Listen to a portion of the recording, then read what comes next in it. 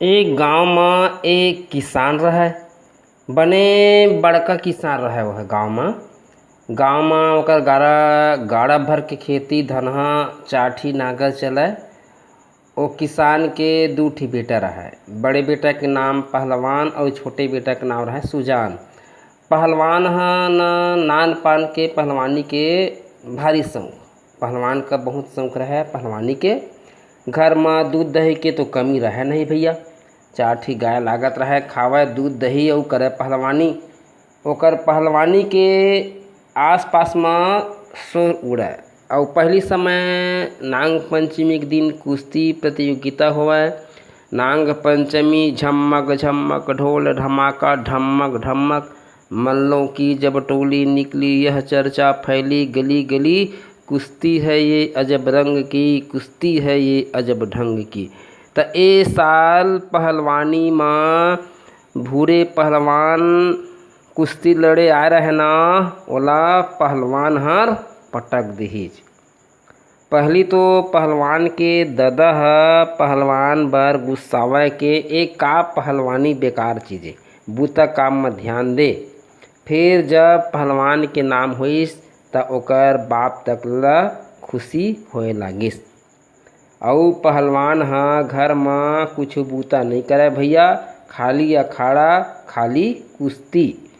पहलवान के छोटे भाई सुजान सीधा साधा रहे।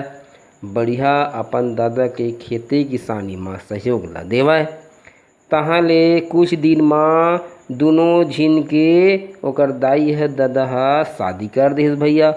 पहलवान के शादी बने बड़े घर में लगे रहे। अच्छा दाइस डोराइस और सुजान के शादी थोड़ा कम दाई जाए ओकर कही शादी में उतना बड़े घर में नहीं लग रही ओकर शादी है।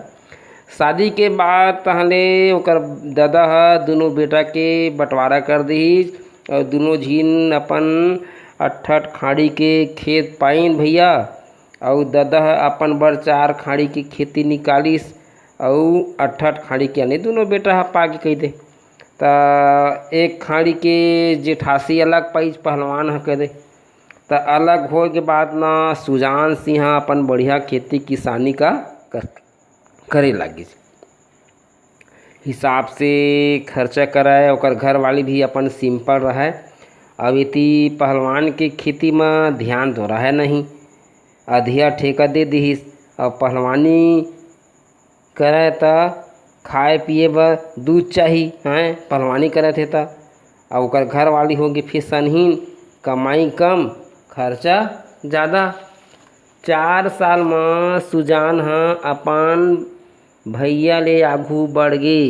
कुछ बचत भी कर डालिस और पहलवान के ना 4 खाड़ी खेत है बेचा गे। तब बैठे बैठे तालाब के पानी है नहीं पूरे रे भैया हैं। अब एक दिन पहलवान और ओकर घर वाली लड़ाई होगी। ओकर घर वाली यह कहत है बूता नहीं करिहा तो यही हाल हो ही।